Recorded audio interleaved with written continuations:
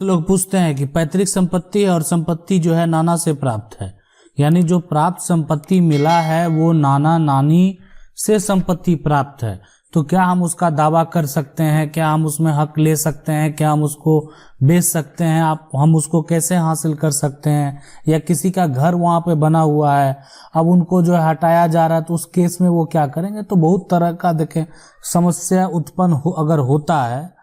लेकिन जो कानूनी अधिकार है, वो क्या कहता है वो भी समझना बेहद जरूरी है कि संपत्ति जो है, यानी अगर बात करें कि एक व्यक्ति को अगर प्राप्त होता है, अब वो संपत्ति दो तरीके से प्राप्त होता है। एक हुआ कि पैतृक संपत्ति, अब एक है कि नाना से जो है मिली संपत्ति, उसको ननिहाल से संपत्ति प्राप्त हुआ है। अब एक अगर बात करें जब तीसरा, तो वो हो गया ठीक है खुद की कमाई से वो अर्जित संपत्ति।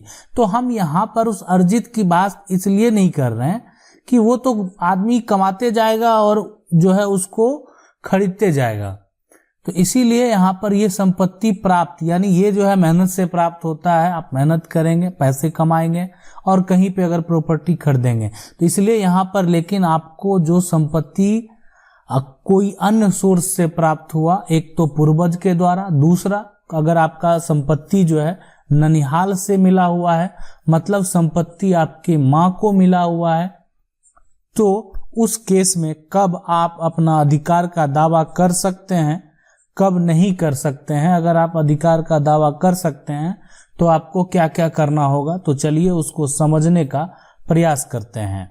सबसे पहला जो है, अब यदि कोई भी व्यक्ति पैतृक संपत्ति को हासिल करना चाहता है, दावा करना चाहता है, तो ये पैतृक संपत्ति जो है, यानी जो व्यक्ति है, ठीक है, अगर कोई हासिल करना चाह रहा है तो उसके अगर दादा परदादा की संपत्ति है ना, अब वो दादा परदादा है नहीं, अब ये संपत्ति इनके पिता के पास है, तो अगर वो जो व्यक्ति है वो चाह रहा है कि नहीं अब संपत्ति में, ठीक है, वो व्यक्ति 3 भाई है, 4 भाई है, 5 भाई है, तो अब चाह रहा है कि नहीं इसमें मेरा हक मुझे मिले। कोई एक जो है वो चाहता है कि नहीं हमको मेरा हक प्राप्त हो, पैतृक संपत्ति है, दावा कर सकता है, हक प्राप्त कर सकता है। यानी इसके लिए पार्टीशन जो है, सूट भी अगर आप कोर्ट में जो है केस फाइल करते हैं, पार्टीशन सूट जो है फाइल करते हैं, तो आपका जितना भी शेयर होगा, जैसे क्या होता है कि यहाँ पर इस संपत्ति में जितने भी व्यक्ति हैं, अब अगर एक पिता के 4 बेटे हैं, तो इस संपत्ति का टोटल जो हिस्सेदार होगा वो 5 होगा। इस बात को आप समझ लें। क्यों? इसीलिए कि यहाँ पर पिता भी एक हिस्सेदार होगा और उनके जो 4 बेटे हैं वो भी एक हिस्सेदार होंगे। तो यानी अगर टोटल हिस्सेदार जो होगा यहाँ पर 5 होगा, संपत्ति 5 हिस्से में बटेगा और उसमें पिता को भी सिर्फ एक हिस्सा ही मिलेगा, इसीलिए कि ये पैतृक संपत्ति है, इसमें सभी का समान अधिकार है। जितने उसके उत्तराधिकारी होंगे सभी का समान अधिकार है। अब आप कहेंगे कि किसी एक, ठीक है, अब किसी एक बच्चे को भी 2 बच्चा है, जैसे यानी अगर ये हक की बात कर रहा है तो इनके 2 बेटे हैं, तो इनके 2 बेटे हैं, तो पहले इनका हिस्सा तो डिसाइड हो जाए, जो पैतृक संपत्ति है इस व्यक्ति का हिस्सा डिसाइड हो जाए। अब इस व्यक्ति का जितना हिस्सा होगा, तो एक हिस्सा इसका, एक दूसरा हिस्सा इसका और तीसरा हिस्सा इसका, मतलब इस व्यक्ति के हिस्से से, यानी इसके हिस्से से जो है ना, हिस्से से 3 हिस्सा लगेगा। कहे कि जो अब ये हिस्सेदार बन गया, अब इनके जो जितने बच्चे होंगे उत्तराधिकारी होंगे, तो वो व्यक्ति भी हिस्सेदार होगा, इसलिए कि उसके पास पैतृक संपत्ति है और उसके जितने बच्चे होंगे वो भी एक हिस्सेदार होंगे। तो इस तरीके से पैतृक संपत्ति को डिवाइड किया जाता है। यानी पैतृक संपत्ति का जो कानूनी तरीका है डिवाइड करने का, उसमें उस संपत्ति के उत्तराधिकारी बेटे हैं या बेटी है, दोनों होते हैं, और वहां पर एक जो पिता है वो भी एक हिस्सेदार होते हैं।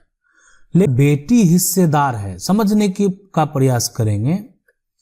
अगर जो है मान लेते हैं कि रमेश का जो है यहां पर 3 बच्चे हैं, एक जो है वो राजा है ना, सुमित है और आरती है ना। तो ये जो बच्चे हैं, अब ये रमेश का जो प्रॉपर्टी है, मान लेते हैं रमेश जो है का प्रॉपर्टी 3 हिस्से में बटा, तो बेटी का हक हुआ।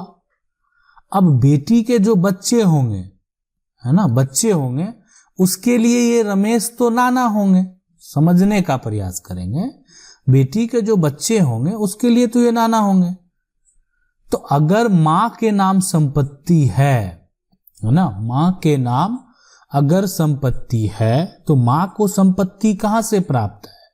पिता से। यानी वो भी उनका जो है पैतृक संपत्ति है जो उनको प्राप्त है।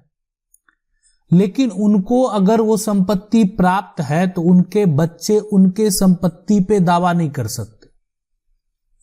यानी वो अपने पिता के पैतृक संपत्ति, यानी जो उनके पूर्वज हैं, बाप दादा, उनके संपत्ति पे दावा कर सकते हैं। लेकिन हाँ, एक मां का हिस्सा जो है वो मिलेगा, मां को मिलेगा।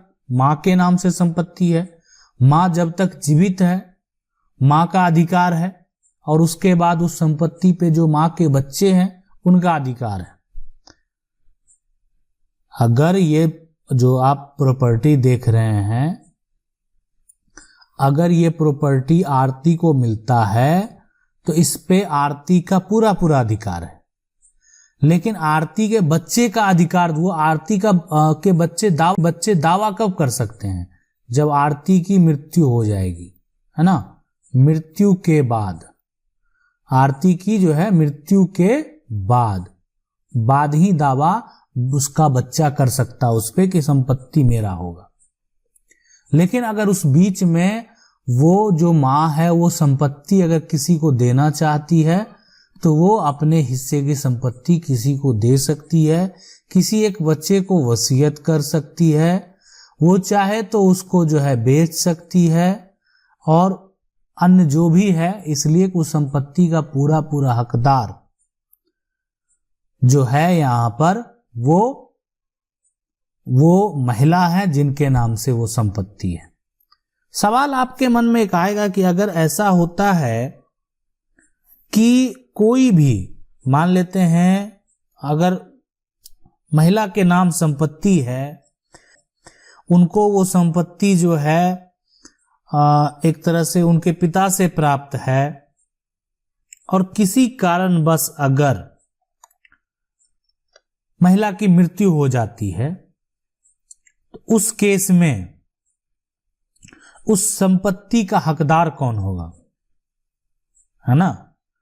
देखें, अगर उस केस में जो भी संपत्ति प्राप्त है ना, तो उसके हकदार उसके बच्चे होंगे और उसके पति होंगे। यानी अगर ठीक है, मान लेते हैं इनको रमेश से संपत्ति प्राप्त है, लेकिन किसी कारणवश अगर मृत्यु हो जाता है तो इस संपत्ति के हकदार इनके बच्चे होंगे, इनके पति होंगे। तो संपत्ति के हकदार तो सिर्फ वही बचेंगे और वही उस संपत्ति के अधिकारी होंगे। तो इस प्रकार होता है संपत्ति का दावा, और इस तरह से जो है आप अपना कानूनी अधिकार प्राप्त कर सकते हैं। यानी संपत्ति जो है, आप किसी का अगर मान लेते हैं यहाँ पर, ये तो ठीक है जो प्राप्त संपत्ति है उस पर अधिकार की बात करेंगे तो ये तो ठीक है, पैतृक और नाना से मिला हुआ। लेकिन अगर मान लेते हैं वो अर्जित संपत्ति जितना बनाया ना, तो जब तक वो जीवित रहेगा तब तक उसको वो अधिकार प्राप्त है कि वो किसी को बेच सकता है, किसी को जो है वसीयत कर सकता है। मतलब अगर आप अपनी कमाई से खुद से संपत्ति खरीद लिए तो जब तक आप जीवित हैं आप ही उसके मालिक हैं, उसके अलावा कोई उस पर दूसरा आके दावा नहीं कर सकता है। यानी आपका उस पर कानूनी अधिकार है अगर अर्जित संपत्ति है तो। लेकिन अगर पैतृक और जो है एक तरह से नाना से मिली संपत्ति है, तो पैतृक का भी समझ गए होंगे। और नाना से अगर मिला हुआ संपत्ति है तो उसमें थोड़ा सा नियम में यहाँ पर डिफरेंस है। आशा करते हैं वीडियो अच्छा लगा होगा। वीडियो को लाइक जरूर कर दें। चैनल को पहली बार देख रहे हैं सब्सक्राइब करके जो बेल आइकन है उसको जरूर दबा लें। मिलते हैं अगले वीडियो में।